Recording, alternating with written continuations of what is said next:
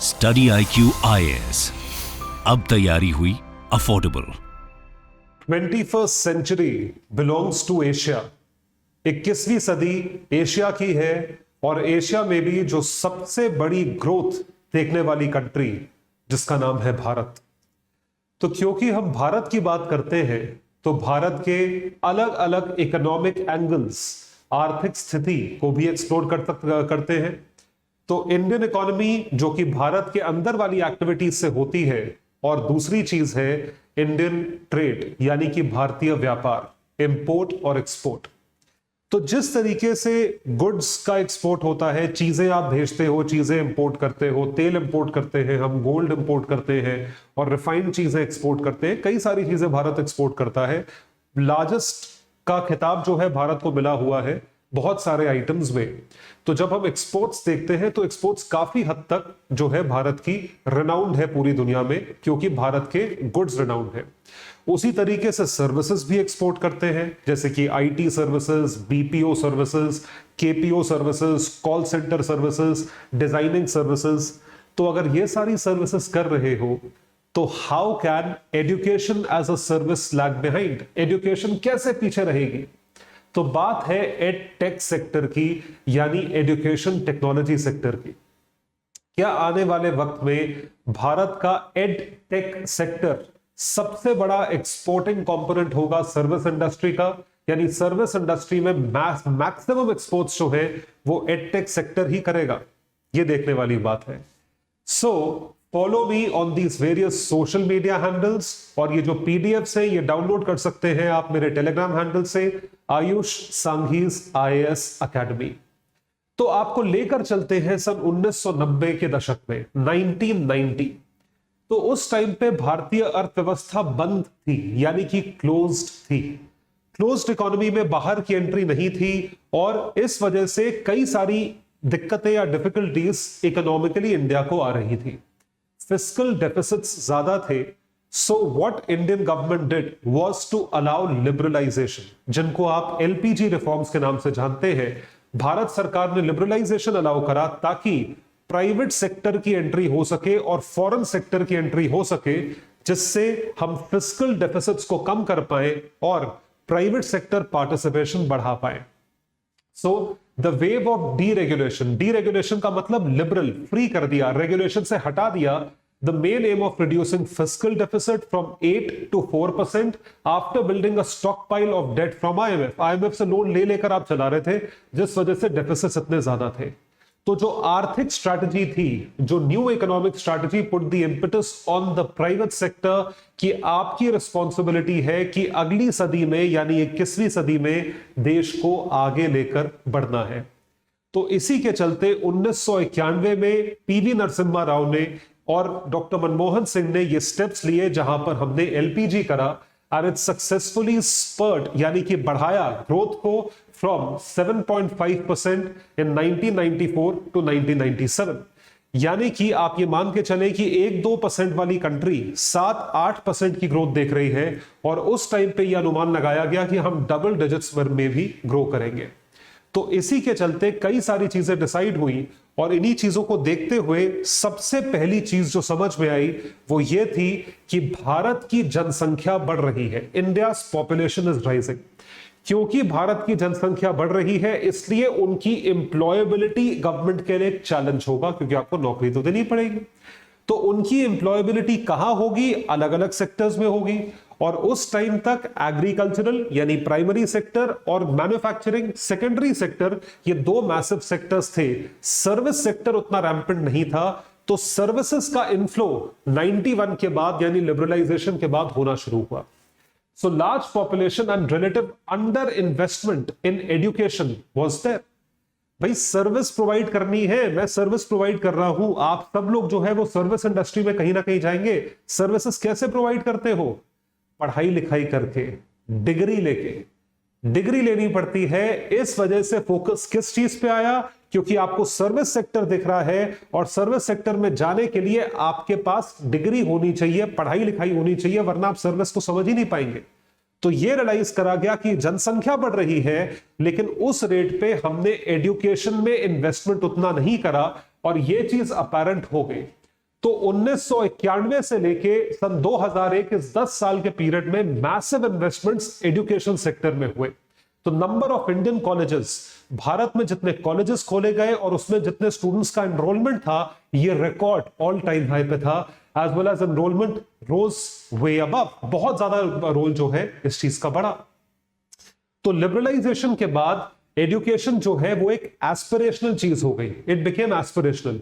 और सबसे पहले सेक्टर जिसको हिट करा लिबरलाइजेशन ने, hit in the sense positive sense में, जहां पे लोगों को समझ में आया कि भाई यहां हमारी जरूरत थी, वो थी भारत की ITES, information technology enabled service, जिसके फ्लैग बेरर्स कौन थे? TCS, Tata communication services. और कौन था? इन्फोसिस, नारायण मूर्ति जी की कंपनी। और कौन था? सिस्को। ये सारी की सारी कंपनीज थी। तो इन सारी कंपनीज को IT सर्विसेज प्रोवाइड करनी थी। IT सर्विसेज के लिए आपको या तो IT डिप्लोमा चाहिए या आपको एक इंजीनियरिंग स्टूडेंट चाहिए जो कि इंजीनियर हो। आपको एक इंजीनियर चाहिए, तो इंजीनियरिंग मतलब पढ़ाई। So that led to a huge influx of people कि हम इंजीनियर्स को हायर कर रहे हैं, आओ हमारे पास आओ। तो मैसिव कंपनीज जो है उस टाइम पे एस्टैब्लिश हुई जो कि IT सर्विसेज प्रोवाइड कर रही थी। It was going through a Renaissance यानी कि rebirth led by TCS। So and the demand for educated individuals, पढ़ाई लिखाई की वैल्यू आपको दिख रही होगी, growing at a rate never seen before, जिसकी वजह से एजुकेशन बिकेम एस्पिरेशनल। मैं उसी एरा का हूं, तो मुझे पता है कितना ज्यादा पेरेंट्स का फोकस रहता था किसी तरीके से बच्चे बस पढ़ जाएं, अच्छी पढ़ाई लिखाई कर रहे हो, उसके बाद जो मर्जी करना है करो, हमारा काम है आपको उच्च स्तर की एजुकेशन प्रोवाइड करना in terms of professional qualification. अच्छा स्कूल तो मां बाप ने दिया, लेकिन स्कूल के बाद क्या? So educational hubs started to expand. ये बड़ी बड़ी पॉलीटेक्निक्स, ये सब 91 के बाद आना शुरू हुए। बड़े एजुकेशनल हब्स, नॉलेज पार्क आना शुरू हुए in the country and specially in tier 1 cities like Delhi, Mumbai, Hyderabad, Bangalore, Chennai, वे companies could hire top talent. तो कैंपस प्लेसमेंट में आके जो है कंपनीज बैठा करती थी। Due to all this the return on education increased. Return का मतलब है सैलरी, आपको सैलरी अच्छी मिलने लगी क्योंकि लिबरलाइजेशन हुआ और लोग आए, प्राइवेट सेक्टर आया, प्राइवेट सेक्टर में कंपटीशन इतना होता है तो आपने ज्यादा पैसा ऑफर करना शुरू करा टू द एवरेज इंडियन। तो ये चीज बनी एस्पिरेशनल। आपने सुना होगा हम सब मिडिल क्लास घरों में क्या बात हुई है, फलाने के लड़के का इतना पैकेज लगा है, उसका उस जमाने में जब हम स्कूल में थे तब क्या कहा जाता था, 16 लाख का पैकेज है, 18 लाख का पैकेज है, 20 लाख का पैकेज है। क्या करोगे बिजनेस करके, इतने बढ़िया बढ़िया पैकेजेस मिल रहे हैं, सर्विस करो। तो सर्विस के लिए पढ़ा लिखा होना जरूरी है। The premium for education was almost 50% towards the late 90s। Massive premium है and the 90s added as many as 300 million people in the service sector जो कि एजुकेटेड थे, more than that of the previous 2 decades. एक दशक में 91 to 2001, 10 साल में 300 मिलियन। 300 मिलियन का मतलब कितना हुआ? 300 मिलियन का मतलब 30 करोड़ लोग ऐड करे जो कि पिछले 20 साल में ऐड नहीं करे थे। और ये आपको ग्राफिकली एक चीज के थ्रू दिखाते हैं। Please have a look the literacy rate. So when we talk about the literacy boom in India, so 1971 में it was 45%, it was under 200 million, यानी कि 170 मिलियन के आसपास था। ये चीज बढ़ के यहां से कहां आई? 56% पे 300 मिलियन के आसपास आई 1981 में। 1991 में ये चीज जो है ये तकरीबन 450 मिलियन के आसपास आई, 64%। और 2001 में यहां से बढ़ के ये 75% पहुंच गई, जो कि आप देख पा रहे हैं 700 मिलियन से थोड़ा सा कम। सो 450 से लेके 700 तक पहुंचना एक बहुत मैसिव जंप था अगर हम लिटरेसी रेट की बात करें और एजुकेशन की बात करें and correspondingly influx in the service sector की बात करें। दिस इज व्हाट हैपेंड, ये चीज हुई। तो इसको अगर जेंडर बेसिस पे डिवाइड करा जाए, पुरुष और महिला 82 crore, males 82.14 CR and female 65.46 CR। तो जो लिटरेसी गैप था मेल फीमेल्स के बीच में, देखिए ये 16.68 हो गया करोड़। और इसके पहले जो है काफी गैप था, परसेंटेज टर्म्स में the gap was very high and that gap kept on reducing from 1951 to 2011। तो gap in literacy rate it kept on increasing first and then it kept on decreasing, क्योंकि लोग अपनी बेटियों को भी पढ़ाने लगे थे। That was extremely important. अब इसमें एक और इंटरेस्टिंग चीज हुई, तो जो लोग अच्छे पढ़े लिखे थे उनकी नौकरी अच्छी लग रही थी, और जो लोग कम पढ़े लिखे थे, जिनको आप लोअर स्किल्ड जॉब्स मानते थे या लेस एजुकेटेड जॉब्स मानते थे, उन लोगों के लिए मशरूमिंग हो गई। मतलब वो बहुत सारे लोग हो गए, तो वो बहुत सारे जब हो गए तो ऑटोमेटिकली वो चीज नहीं बन पाई, या उन लोगों के लिए उतनी अपॉर्चुनिटीज नहीं दिख पाई। So lower skilled jobs continued to stagnate, वो stagnate हो गए। In terms of income growth, जब income grow हुई, most of the growth of Indian economy was captured by those with a formalized education, जिनको तरीके की पढ़ाई लिखाई मिली या जिन्होंने तरीके की पढ़ाई लिखाई करी, जिसको मैं बोलता हूं, हमेशा बोलता हूं, याद रखिएगा, professional education. BA, B Com, BBA, ये सब प्रोफेशनल एजुकेशन नहीं है। तमीज से अगर कुछ करना है तो आप बीटेक करें, अकाउंटिंग में सीए करें, सीएस करें, सीएमए करें, एमबीए, लेकिन तमीज के अच्छे बढ़िया कॉलेज से करें, तब तो जाके आपकी जी वक्त है, वरना नहीं है। Institutions like IIT and IIM gave huge packages, क्योंकि ये सुपर क्वालिफाइड लोग होते थे, इसमें कंपटीशन तब भी बहुत था, आज भी बहुत है। So these were aspirational colleges, the promise and they used to promise lucrative jobs, आज भी मिलती है। इनकी फीस इतनी हाई है, starting packages are huge. India was growing and so was its hunger for education. क्योंकि भारत ग्रो कर रहा है, क्योंकि लोगों को इतने इतने पैसे मिल रहे हैं, तो मां बाप को लगता था हमारे बच्चे को क्यों नहीं मिल सकते, तो इस वजह से और पढ़ाओ, जिससे कि और बढ़िया एजुकेशन, और बढ़िया रिजल्ट, और बढ़िया नौकरी। So scenario of edtech in India पे बात आती है। तो ये तो एजुकेशन की बात हुई। अब एजुकेशन को प्रोवाइड करने के लिए क्या खुल रहा है? कई सारे कॉलेज खुल रहे हैं, यूनिवर्सिटीज खुल रही है, इंस्टीट्यूशंस खुल रहे हैं, और उसी के साथ साथ टेक्नोलॉजी भी धीरे धीरे धीरे धीरे क्रीप इन कर रही है। तो एडटेक का भारत में सीन क्या है? What is the scenario of edtech in India? तो क्या भारत एडटेक के लिए प्रिपेयर्ड था? Was it prepared for edtech और not? This is something that has to be seen. Bharat जो है वो एडटेक के लिए पूरी तरीके से प्रिपेयर्ड नहीं था। उसके दो कारण हैं प्राइमरीली, जो मैं आपसे डिस्कस करूंगा। तो scenario for edtech was bleak, क्योंकि भारत में इंटरनेट पेनिट्रेशन, टेक्नोलॉजी पेनिट्रेशन जो है बहुत कम था, लेस देन 5%, 5% भी मैं ज्यादा बोल रहा हूं, 1 या 2% होगा। कंप्यूटर होना बहुत बड़ी चीज होती थी, मतलब कंप्यूटर खरीदते थे लोग और नारियल फोड़ते थे उसके सामने। So average Indian was not ready for edtech because of its influx. Even in 2005, less than 5% of the country had access to the internet. Thus, the prospect of creating a solution for Indian consumer just didn't make sense. उस time पे did not make sense. लेकिन फिर भी उस time के जो forward thinking लोग थे या जो रिस्क लेने वाले लोग होते हैं, उसमें से एक व्यक्ति है जिन्होंने क्या सोचा? Tutor vista. Tutor Vista was born in 2005 and it was the idea of Krishna N. Ganesh, जो कि बैंगलोर से है। इन्होंने ये चीज जो है क्रिएट करी। आइडिया था एक अफोर्डेबल प्लेटफॉर्म का, जो कि यूएस बेस्ड स्टार्टअप से इन्होंने जो है वो इंस्पायर हुए थे और यहां पे अप्लाई करा था। तो यूएस में एक ऑनलाइन अफोर्डेबल प्लेटफॉर्म उस टाइम पे बनाया गया था उन बच्चों के लिए जो ट्यूटरिंग फीस, जो उस टाइम के हिसाब से $40 प्रति घंटे के हिसाब से थी, वो अफोर्ड नहीं कर सकते थे। तो उनके लिए एक अफोर्डेबल प्लेटफॉर्म बनाया गया इंडिया में, जिसका नाम था ट्यूटर विस्ता 2005। इसी दौरान एक और प्लेटफॉर्म बना जिसका नाम था Educomp. Again Educomp was made by an IIM Ahmedabad graduate. इनका नाम क्या था?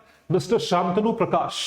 सो इट लेड टू एड्यूकॉम और एड्यूकॉम इतनी बड़ी कंपनी बनी उस टाइम पे कि it led to an IPO. मैं खुद भी एड्यूकॉम में सीए की क्लासेस ले चुका हूं। It was a massive brand. हम लोग खुद एड्यूकॉम के सेंटर्स पे जाते थे पढ़ने के लिए। ये चीज हुई। फिर क्या हुआ? 2011 में पियर्सन, जो एक बहुत प्रख्यात प्रसिद्ध जो है वो पब्लिशर है, इन्होंने अक्वायर करा ट्यूटर विस्ता को, और ट्यूटर विस्ता को लेटर अक्वायर करा बायजूस ने।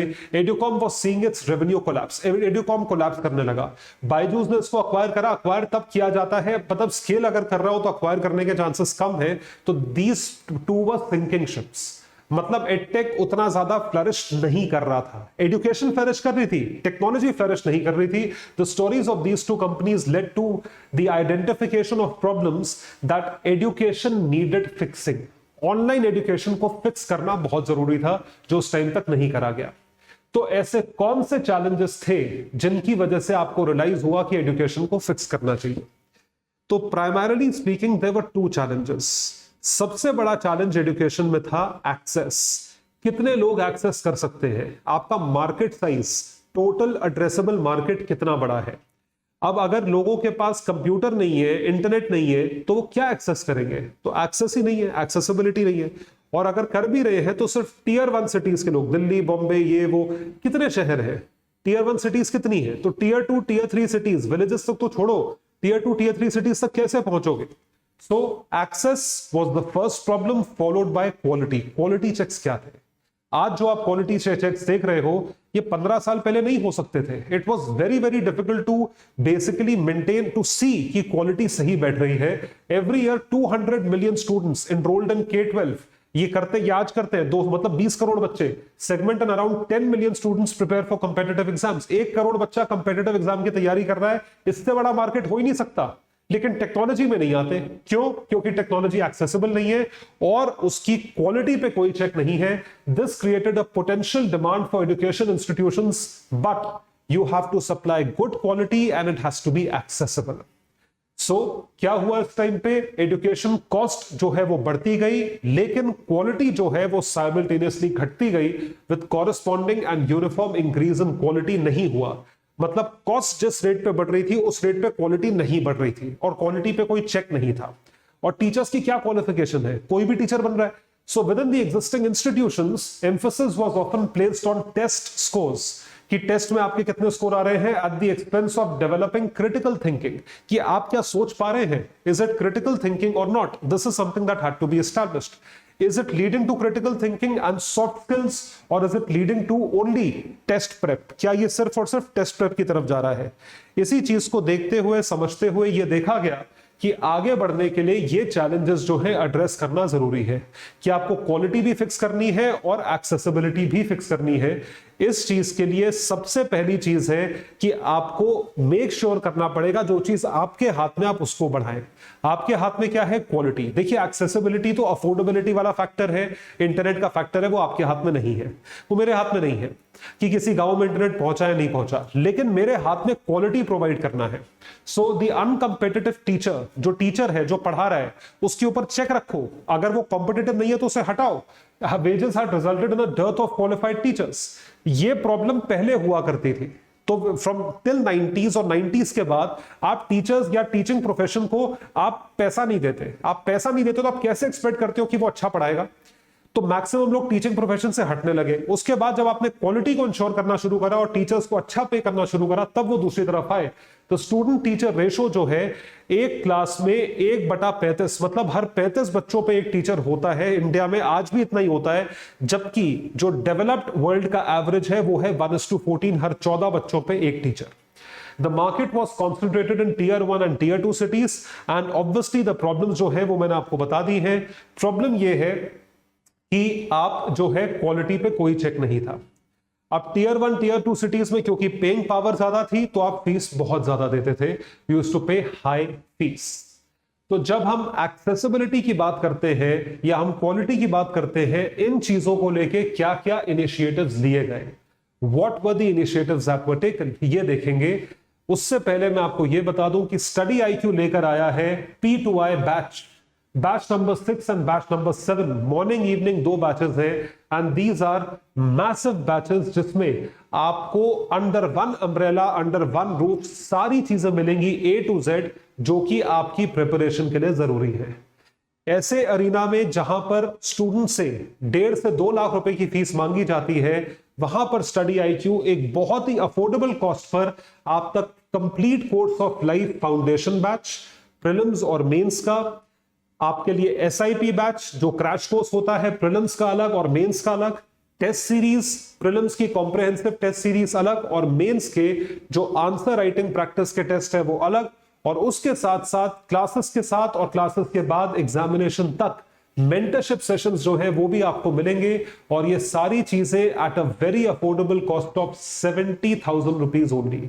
लेकिन हमारे ऑफर के अनुसार अगर आप मेरा कोड यूज करें जो कि है सांघी लाइव, आपको यही बैच मिलेगा सिर्फ और सिर्फ 30,000 रुपए में, ओनली एंड ओनली 30,000 रुपीज। तो बैच 6 बैच 7 मॉर्निंग इवनिंग 20 मई 2023 को एक बैच स्टार्ट हो रहा है और दूसरा 25 मई को हो रहा है।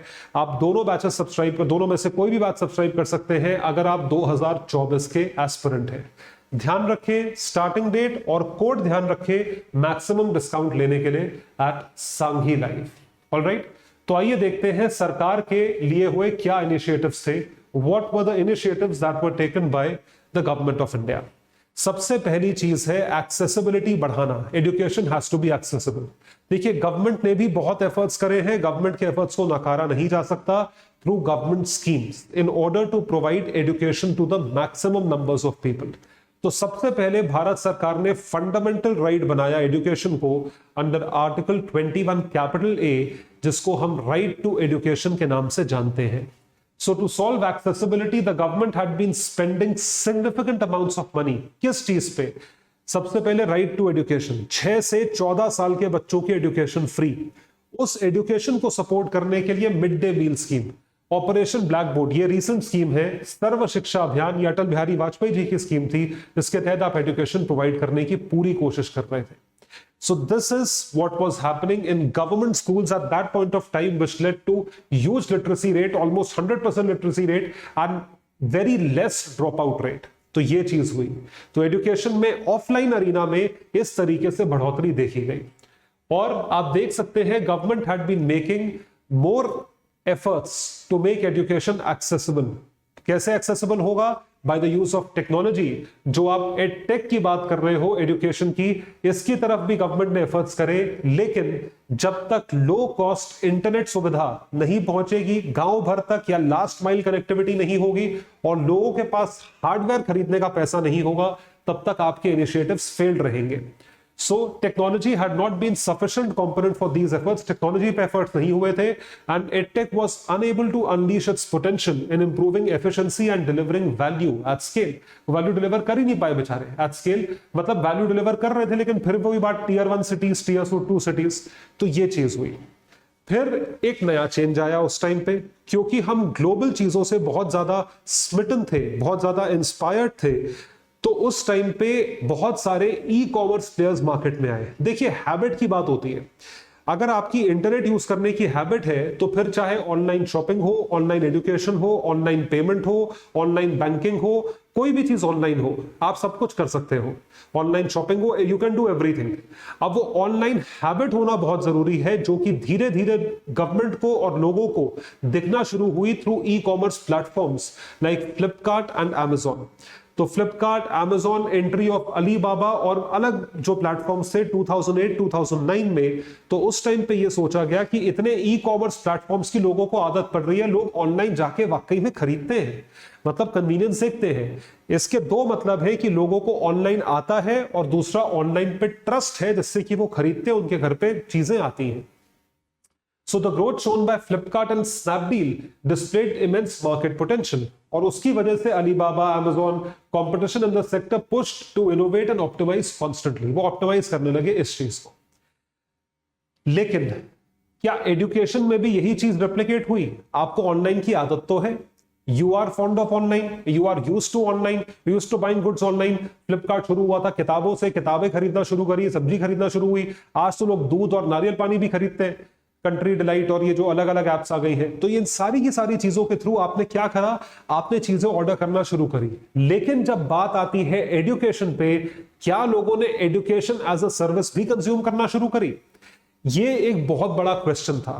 तो एजुकेशन का इन्फ्लक्स वो किस बेसिस पे आप मेजर कर रहे थे, या एडटेक सेक्टर्स या एडुकॉम जैसे सेक्टर्स कैसे मेजर कर रहे थे कि भैया हम जो है हम ये देखेंगे कि इंटरनेट पेनिट्रेशन कितना है।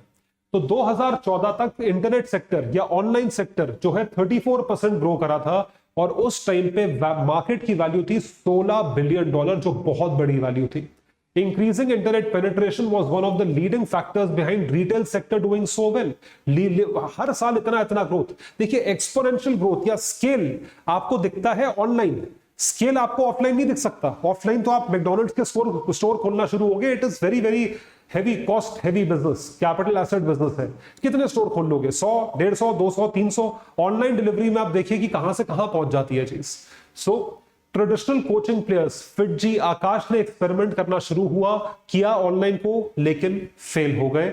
They began experimenting, looking at e-commerce growth, but they failed big time because Indians were not ready to buy education as a product, just like the retail items online. वो खरीदने को तैयार नहीं थे, और education के लिए वो अभी भी ब्रिक एंड मोटार अप्रोच पे जाने को तैयार थे, जहां वो ऑफलाइन क्लासरूम में जाते हैं, लाइट जलती है, लाइट कभी बंद हो जाती है, बत्ती चली जाती है, टीचर लेट आता है, पीने का पानी नहीं मिलता है, बच्चे शोर मचाते हैं, क्लास के बाहर निकाले जाते हैं, तो वो ट्रेडिशनल वे ऑफ एजुकेशन पर ही लोग गए। इसके क्या रीजंस थे? इसके 4 मुख्य कारण थे। There are 4 major reasons for this. सबसे बड़ा रीजन जो है, यहां पे 4 लिखे हैं, लेकिन सबसे बड़ा रीजन मैं आपको बताऊं एजुकेशन को लेकर था, वो था ट्रस्ट, फेथ, भरोसा, कि क्या ऑनलाइन में मेरी पढ़ाई वैसे ही होगी जैसे ऑफलाइन में होती है। क्या ये सवाल आपके दिमाग में भी आता है? What are the challenges in the education sector? क्या ये प्रॉब्लम समझो, चैलेंजेस क्या थे एक स्टूडेंट के दिमाग में या पेरेंट के दिमाग में, जैसे अपने बच्चों को पढ़ाना है, उसके दिमाग में क्या चीज आएगी? सबसे बड़ा फैक्टर है trust. Can I trust you? Can I trust you for everything? कि जैसे मेरा बच्चा ऑफलाइन में पढ़ता है, क्या मेरे बच्चे को वही क्वालिटी ऑनलाइन मिलेगी? क्या मेरे बच्चे को वही कंटेंट ऑनलाइन मिलेगा? क्या उतने ही कंपेटिटिव टीचर्स ऑनलाइन मिलेंगे? ये सारी चीजें बहुत मैटर करती हैं। So lack of access to digital channels नहीं थे, कंप्यूटर नहीं था, हार्डवेयर नहीं था, क्वालिटी कंटेंट नहीं था, ट्रस्ट एंड क्रेडिबिलिटी नहीं थी, क्योंकि ये सारी चीजें नहीं थी। And interaction with teachers was missing. कैसे इंटरेक्ट करते हो? सब वन वे बात हो रही है, तो ये तो वन वे तो भाषण हो गया ना, कि कोई आया नेता भाषण देके चला गया, उसमें आपको कुछ पूछने का मौका ही नहीं मिला। तो डिजिटल चैनल्स ना होना कि टीयर 2 टीयर 3 सिटीज में they did not have access to avail online class, accessibility नहीं थी, क्वालिटी कॉम्प्रोमाइज थी। ये एक चैलेंज आज भी है, हमेशा रहेगा। आपको कौन सा टीचर जो है वो क्वालिटेटिव पढ़ाई दे रहा है, competitive teaching, quality, this matters a lot. ये ध्यान रखिएगा, this matters a lot. Quality of teaching, मैं खुद टीचर हूं, हमें क्वालिटी प्रोवाइड करना, मेरे पर्सनली मैं आपको बता दूं, it takes a hell of a lot of effort. मेरी टीम बैठ के रात दिन काम करती है, हम आप तक ये जो कंटेंट लेकर आ रहे हैं, ये एक एक पीपीटी इतनी हेविली रिसर्च पीपीटी है। दिस इज नॉट ऊपर की पीपीटी नहीं है, this is a heavily research topic. इसको बनाने के लिए, स्पेशली इस टॉपिक को बनाने के लिए, it takes around 15 to 20 working hours, 15 से 20 घंटे का टाइम लगता है 2 लोगों का। उसके बाद मेरे पास आता है, फिर मैं उसे पूरा वेट करता हूं, एडिशंस डिलीशंस करता हूं, प्रिपेयर करता हूं, फिर रिकॉर्ड करता हूं, फिर एडिट होता है, फिर थंबनेल बनता है, उसके बाद आप तक एक टॉपिक आ पाता है। आप समझ रहे हो? क्वालिटी प्रोवाइड कर रहे हैं इसलिए इतना टाइम लग रहा है। Quality takes a lot of time. तो क्वालिटी जब आप तक पहुंचेगी तभी आपको समझ में आएगा, कि तभी आपका भरोसा मुझ पे होगा। It's as simple as that. तो ये चीज वेट करना या देखना बहुत जरूरी है कि आप क्वालिटी देते हो नहीं देते हो, to improve their online content significantly. तो ये चीज तो थी नहीं, दे वर जस्ट सॉल्विंग, वो एजुकेशन ऑनलाइन कर रहे हैं, मार्केटिंग कर ली, ब्रांडिंग कर ली, लेकिन क्वालिटी पे फोकस ही नहीं है। और उसके बाद जो है टीचर्स के साथ इंटरेक्शन नहीं है, कि डाउट सेशंस नहीं है, या इंटरेक्शन आपको जनरली करना है, कुछ भी पूछना है, काउंसलिंग करवानी है। Teachers who acted as per the gatekeepers of education related business and awareness for parents for being bypassed on digital platforms. Digital platform में बाईपास हो गए, टीचर की जगह आप किसी और से बात करिए, कस्टमर केयर में बात करिए। तो प्राइमरीली इन वजहों से क्या था, what was lacking? Trust and credibility, भरोसा नहीं था। So bad teacher could potentially affect a child's future. यही तो चीज है। ये बच्चे, अगर बच्चा बड़ा हो गया है तो उसको अफेक्ट करेगा, बच्चा छोटा है तो उसके पेरेंट्स को अफेक्ट करेगा। और क्योंकि ये ह्यूमन एलिमेंट बहुत जरूरी था, इसलिए people were not willing to trust online. Human element of interacting with the teacher और peers leading to the development of interpersonal skills was missing. Interpersonal skills जो है वो चीज मिसिंग थी। So there was a need to find a viable option for the student, क्योंकि हमारा पूरा focus है स्टूडेंट।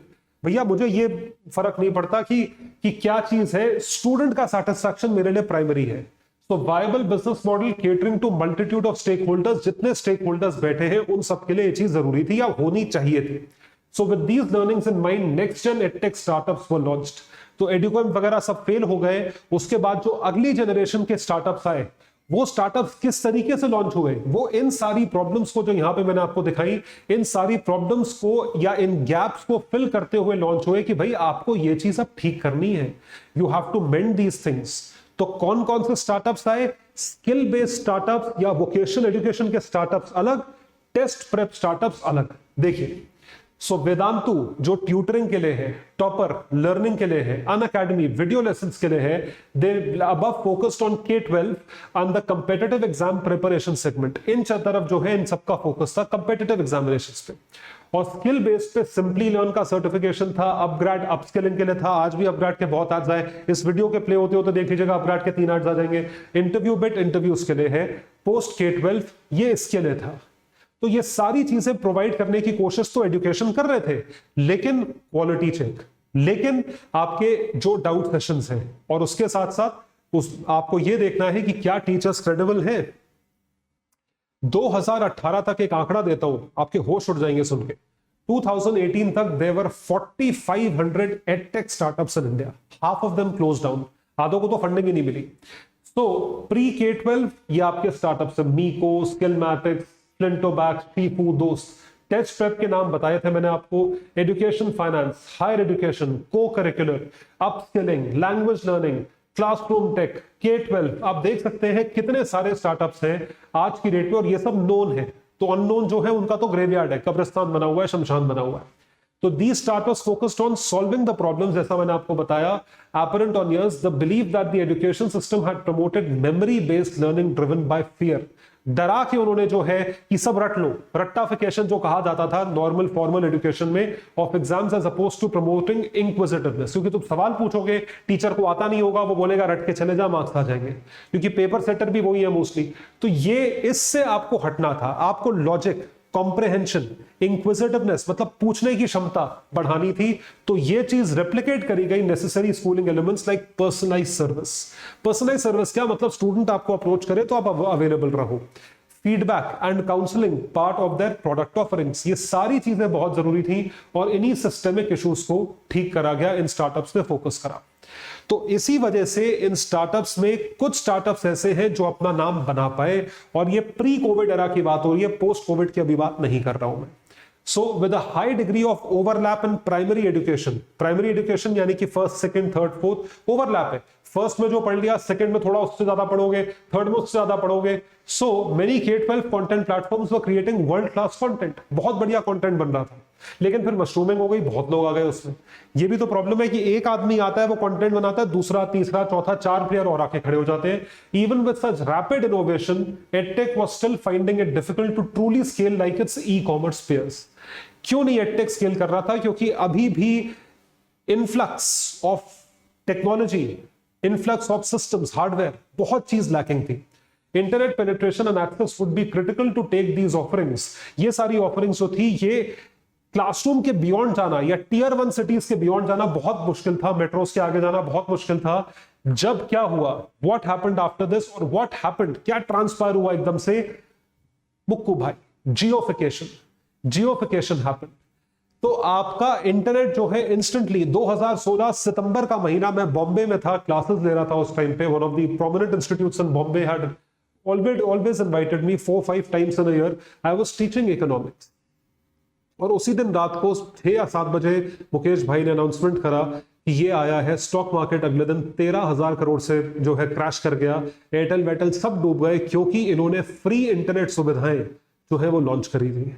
इससे क्या बढ़ गए, इससे एक्सेसिबिलिटी भी बढ़ गई, अफोर्डेबिलिटी भी बढ़ गई, अवेलेबिलिटी भी बढ़ गई, इंटरनेट की सब बढ़ गई, जो लोगों के लिए एक एस्पिरेशन होता था, एक ड्रीम होती थी। So it led to a massive surge in data. जो 2 GB का डेटा एयरटेल में 98 रुपीज का मिलता था एक महीने में, जो शायद 4 दिन में खत्म हो जाता था, आप ये सोच के देखो ये फ्री में मिल रहा था। आज भी जो है बहुत कम कॉस्ट में मिलता है। Short to edtech by finally solving the access problem. So now online education was made easier, convenient and more reachable than ever before. आज की डेट की यदि बात करें 2022 की, 16 नवंबर 2022 को ये चीज INB मिनिस्ट्री ने स्टेट करी है that we have more than 1.2 billion people using the internet and it has 60% people. तो आप देख सकते हैं 600 million people, 60 crore people are using smartphone. 120 crore लोग जो है वो मोबाइल फोन यूज कर रहे हैं। तो ऑब्वियसली इंटरनेट की सेवा इसमें से आधे तो यूज कर रहे होंगे, और 60 करोड़ लोगों के पास स्मार्टफोन है। स्मार्टफोन का बिना इंटरनेट के कुछ काम ही नहीं है। ऐप क्या चलाओगे, कैसे व्हाट्सएप चलेगा? सिर्फ कॉल करने के लिए स्मार्टफोन नहीं लेते, फिर वो आप नॉर्मल वाला फोन, बर्नर फोन लेते हो। तो ये है भारत 5G प्रोजेक्ट जो है अभी आया है, लेकिन भारत 6G प्रोजेक्ट 2030 तक के आने की संभावना है। और उस टाइम तक क्या होगा, उस टाइम तक यही चीज हाई स्पीड इंटरनेट गांव तक पहुंचेगा। प्लस गवर्नमेंट स्कीम्स इन्हें सपोर्ट कर रही हैं, national optical fibre network, Bharat fibre network, universal service obligation fund, ये सब चीजें हैं। तो डिजिटल पेनिट्रेशन इतना मैसिव हुआ, उसकी हेल्प हुई, और उसकी वजह से डिजिटल वीडियो कंटेंट मार्केट आप देख सकते हैं कितना बड़ा बना। $170 billion in 2022, looking forward a market to reach $355 billion by 2028, exhibiting a CAGR of 13%. Compounded annual growth rate 13% का होगा 2022 से 2028 तक. It will help educational content. Obviously help करेगा, क्यों नहीं करेगा, बच्चे तो पढ़ेंगे. तो इसमें अगर मैं आपको ब्रेकअप बताऊं कि किस टाइप का कंटेंट बहुत ज्यादा व्यू करा जाता है, मोस्टली वीडियोस है. Most popular types of videos on the internet 2023 में, एनी काइंड ऑफ वीडियो, कोई भी रैंडम वीडियो चल रहा है, ये 91.8%. उसमें अब म्यूजिकल वीडियोस का मैसिव रीच है 48.7%. तो ये इंटरनेट में बहुत ज्यादा पॉपुलर रहा. Comedy meme 34%, live stream video 28.5%, tutorial और हाउ टू वीडियो कैसे करें, how to make lemonade, how to make pizza 26%, sports 26%, educational video देख सकते हैं आप, एजुकेशनल वीडियो जो है 25.7%. ये बहुत बड़ा नंबर है. 25.7%, 60 करोड़ स्मार्टफोन यूजर्स के हिसाब से लगाइए कितना बड़ा नंबर है और ये नंबर कितना बढ़ने की संभावना है. अब इसमें कन्वर्जन अगर 1% भी हो तो भी आपका मार्केट बहुत बड़ा है. Product review, gaming, influencer videos and vlogs, ये देख सकते हैं आप. तो क्या है इन्फ्लुएंसर वीडियोस एंड वीलॉग्स, ये है. और आपके कॉमेडी वॉमेडी वाले वीडियोस 34.8 है. मतलब कॉमेडी वीडियोस और एडटेक में बहुत ज्यादा डिफरेंस नहीं है. तो ये चीज थी. Access was solved. अब दूसरी प्रॉब्लम जो आई वो थी क्वालिटी की. आई सी सर्टन वीडियोस, कुछ टीचर्स बहुत मेहनत करते हैं, मेजॉरिटी टीचर्स आके सिर्फ फूलिंग अराउंड करते हैं, बकवास करते हैं. ये मैं आपको बहुत क्लियर बता दूं. क्वालिटी प्रॉब्लम का चेक एक बहुत बड़ा चेक है प्राइवेट, क्योंकि यूट्यूब है, ऑनलाइन है, कोई कुछ भी कर रहा है. So 40% of teaching positions in schools and colleges remained vacant. ये vacant रहे with an even bigger issue being the quality of faculty. जितने थे उनकी भी quality जो है वो सही नहीं थी. This is something that happened. तो इसी चीज की वजह से देखते हुए, समझते हुए, इसमें ग्रोथ तो है, लेकिन आप वो ग्रोथ सस्टेनेबल कैसे करोगे? जब तक क्वालिटी नहीं दोगे सस्टेनेबल नहीं होगी. सो बाय 2018 मैंने आपको क्या आंकड़ा बताया था, 4500 edtech startups were launched in India. आधे बंद हो गए. Falling data costs with rising smartphone penetration meant that students who were committed and yearned to learn now could now do so. तो constraints of geography, poor quality teachers, ये सबसे बड़ा एक stumbling block है. Lack of mentors which restricted the academic potential of students in tier 3-4 markets was slowly dismantling. वो टूट रही थी. An incredible variety of startups began to raise capital as 2019 began. Parents were consciously realizing the need for activity-based learning. इसकी जरूरत जो है महसूस होना शुरू हुई. K-12 मार्केट आप सोच नहीं सकते कितना बड़ा मार्केट है हिंदुस्तान में, क्योंकि हर बच्चा किसी भी वर्ग का बच्चा हो, लोएस्ट स्टार्ट ऑफ सोसाइटी का बच्चा हो, वो भी स्कूल जरूर जाता है. तो K-12 education market was valued at $100 billion 2021 में, और 2031 10 साल में ये $550 बिलियन का मार्केट बन जाएगा. इतना मैसिव ग्रोथ है स्कूल एजुकेशन में. 17.5% का CAGR के हिसाब से 10 साल में ये चीज वहां तक पहुंचने की संभावना है. तो आप भारत की रैंकिंग देखें जरा, इसमें आपके होश उड़ जाएंगे ये आंकड़े देख के. Look at India. 2018 में it was a $68 billion market, और ये 550 का सिर्फ स्कूल किंडरगार्टन टू 12 मार्केट जो है इतना बड़ा हो जाएगा. आप चाइना का मार्केट देखिए, आप पूरा ग्लोबल मार्केट 134 बिलियन का है, European market, US market. If you have a look at this market, Indian market is rapidly rising. ये बहुत ज्यादा जो है वो आ रहा है वहां पे. 2018 के आंकड़े अगर आप देखें, it is massive. So number of consumers that are spending are 350 million, 35 crore के आसपास. तो यहां पे कम लोग खर्च कर रहे हैं लेकिन ज्यादा पैसे खर्च कर रहे हैं, या ज्यादा लोग खर्च कर रहे हैं कम पैसे खर्च कर रहे हैं. ये पैसा भी बढ़ेगा इंडिया में. This would also increase. तो अब सवाल ये आता है जिससे हमने टॉपिक शुरू करा था, वो था एक्सपोर्ट ऑफ एजुकेशन. तो अब भारत जो है एजुकेशन को एक्सपोर्ट भी करने लगा है. इसका सबसे बड़ा एग्जांपल है white hat junior. White Hat Junior to debut in Brazil, Mexico, employ 1 lakh teachers in India. 100,000 teachers Bharat में रिक्रूट करेगा. इनके CEO ने ये चीज कही. उसके if we unpeel the layers to look at our extremely favorable talent pool, the largest English speaking base Bharat में है, and one of the largest domestic markets to latest products to test for India can serve as edtech to the world. यहां पे test करो और apply करो, बिल्कुल करो. सो यही चीज है जो कि एक दिशा दिखाती है, जो कि एक राह दिखाती है, जो कि एक आपको वो दिखाती है, it is basically showing you a hope for a better tomorrow कि ये चीज आप कर सकते हो। ये बिजनेसेस के लिए तो है ही है, ये बच्चों के लिए है। बिजनेस छोड़ दीजिए, सिर्फ और सिर्फ आप लोगों की बेनिफिट होना चाहिए। व्यूअर्स का बेनिफिशियरी जो है हमारे लिए वो स्टूडेंट्स है। सिर्फ और सिर्फ स्टूडेंट्स का जब तक फायदा हो रहा है तब तक ये सारी चीजें मैटर नहीं करते, आंकड़े मैटर नहीं करते। मेरे हिसाब से मेरा वीडियो अगर एक भी स्टूडेंट को इन्फ्लुएंस कर पाए तो वो मेरी जीत है। That is my win. So 2022 भारत के tech startups were forced to realize that what they were doing was useless. देखिए, एजुकेशन टेक्नोलॉजी, मैं वही कह रहा हूं, बच्चों को बेनिफिट अगर आप नहीं सोचोगे, क्योंकि बच्चा जो है, स्टूडेंट जो है वो बेनिफिशियरी है। अगर आप बेनिफिशियरी के बारे में, कस्टमर के बारे में नहीं सोचेंगे तो आपको कितनी फंडिंग क्यों ना मिल गई हो, आप क्रैश करोगे ही करोगे। एडटेक की भाषा में आजकल क्या कहा जाता है, फटोगे। और बहुत सारे स्टार्टअप्स फटे। मतलब जब तक आपको फंडिंग आ रही थी तब तक आप बड़े बड़े बैनर लगा रहे थे, पोस्टर लगा रहे थे, ऑनलाइन हेवी एडवर्टाइजमेंट कर रहे थे, न्यूज़पेपर एड्स दे रहे थे, टीवी एड्स चला रहे थे, आईपीएल में मार्केटिंग कर रहे थे। सब कुछ हो गया फेल, सब कुछ बंद हो गया। एंड बिजनेस मॉडल्स प्रॉफिटेबल करने के लिए 2022 से पैसा आना बंद हो गया। तो 2021 के बाद वाटरशेड मोमेंट आया जब लोगों ने यह बोला कि भाई क्या कर रहे हो, क्यों फालतू पैसा जला रहे हो, जो तुम्हारा कोर है एजुकेशन उसको छोड़ के तुमने दुनिया भर की बकवास करी है। When founders confused the spike in funding with the new normal and thought the bull run would continue. Bull run का मतलब है सब ऊपर जाता रहेगा, तो ऊपर जा रहा था, बिल्कुल सही बात है। कोविड के साल से लेकर अगले साल तक आप देख सकते हैं 44% growth in terms of funding. मतलब अगर 1.43 थी, 1.43 बिलियन था, तो ये $5 बिलियन के आसपास फंडिंग पहुंच गई थी। और क्या हुआ, एकदम से जो है धरती पर लाके पटक दिया गया, फंडिंग आ गई 2.64 बिलियन, 44% से कम हो गई। अब अगर तुम्हें पैसा नहीं है तो कहां से तुम जो है सैलरी दोगे, स्टाफ मेंटेन करोगे, एडवर्टाइजमेंट करोगे, कुछ नहीं कर पाओगे। तो आप देख सकते हैं सीड स्टेज पे इतना मैसिव पैसा डिप्लॉय किया गया, ये $1 मिलियन में। ब्रिज स्टेज मतलब इसके बाद ग्रोथ स्टेज के लिए $793 मिलियन, जो $7 बिलियन के आसपास हुआ 2021 में, और लेट स्टेज में जो है $4 बिलियन के आसपास हुआ।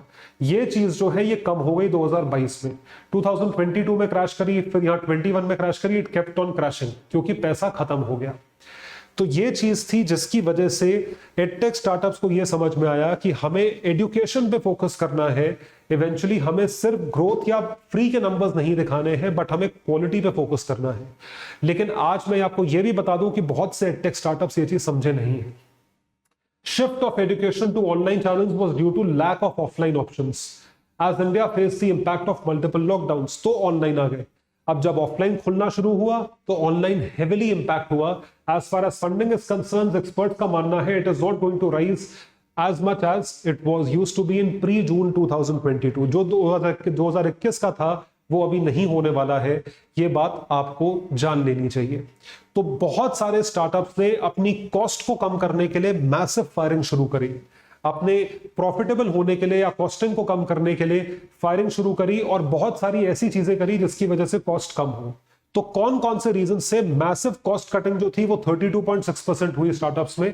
रीस्ट्रक्चरिंग का मतलब है कि आपने अपने लेवल्स कम कर दिए, आपने अपने बिजनेस की स्ट्रैटेजीज बदल दी, जो चीजें आप फ्री में बांट रहे थे उसको वो चार्जेबल हो गई या देना बंद कर दी। 43%। रीस्ट्रक्चरिंग की वजह से बहुत काम होता है। रीस्ट्रक्चर करा, इसकी वजह से फायरिंग होती है, there is firing. So forced resignation 7.2%, और जिसको आप फायरिंग बोलते हो या ले ऑफ बोलते हो वो चीज हुई यहां पे। बहुत सारे स्टार्टअप्स ने बोला हम नहीं करेंगे नहीं करेंगे नहीं करेंगे, हर 6 महीने में फायर करते गए 500 लोग, 1000 लोग, 2500 लोग। फाइनेंशियल कॉन्स्ट्रेंट्स रीजन था, बाकी रीजन से परफॉर्मेंस रिलेटेड ले ऑफ्स हुए, adverse economic conditions and company shutdown की, कंपनी ही बंद हो गई। तो ये सारी चीजें थी।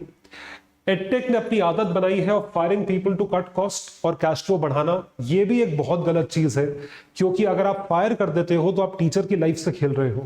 अगर कोई टीचर क्वालिटी एजुकेशन भी दे रहा है तो भी आप फायर कर रहे हो, क्योंकि एडटेक स्टार्टअप जो है प्रॉफिटेबल होने के चक्कर में सिर्फ और सिर्फ अभी भी नंबर या बिजनेस देख रहे हैं। They are not looking at something which is actually mattering, and that is you guys. आप लोगों को आप लोग मैटर करते हो, ना कि बिजनेस। बिजनेस नंबर जो है सब बकवास है, सिर्फ स्टूडेंट सेटिस्फैक्शन और क्वालिटी मैटर करती है। अपने आप पैसा आएगा, अपने आप एडमिशंस आएंगे। So but there are far deeper problems that need to be addressed, और उसमें से सबसे बड़ी प्रॉब्लम है trust and faith. So edtech business must be cognizant of the bloated customer acquisition cost, क्योंकि आपको इतने एड्स दिखाने का कॉस्ट आता है, and shrunken LTV lifetime values are it will lead to a further increase in cost. क्योंकि ये सारी चीजें हैं, ये जरूर इंपैक्ट करती हैं, तो ये सोचने वाली बात है कि अब एडटेक सेक्टर्स को क्या करना चाहिए। Education as a service Bharat definitely export कर सकता है, यहाँ पे ट्राई एंड टेस्ट करके एक्सपोर्ट किया जा सकता है, और भारत इतना कॉम्पिटेंट है, भारत में टीचर्स हैं, प्रोवाइडेड ये बिजनेस हाउसेस और एडटेक प्लेटफॉर्म्स उस चीज को सीरियसली करें और क्वालिटी चेक्स या क्वालिटी रिव्यू चेक्स टीचिंग के ऊपर बहुत मैसिवली करें, सिर्फ और सिर्फ नंबर्स और बिजनेस पे फोकस ना करें। ये मेरे सोशल मीडिया हैंडल्स हैं, यहां से आप डाउनलोड कर सकते हैं ये पीडीएफ्स। आज के लिए बस इतना ही, बहुत बहुत शुक्रिया। स्टडी IQ IAS, अब तैयारी हुई अफोर्डेबल।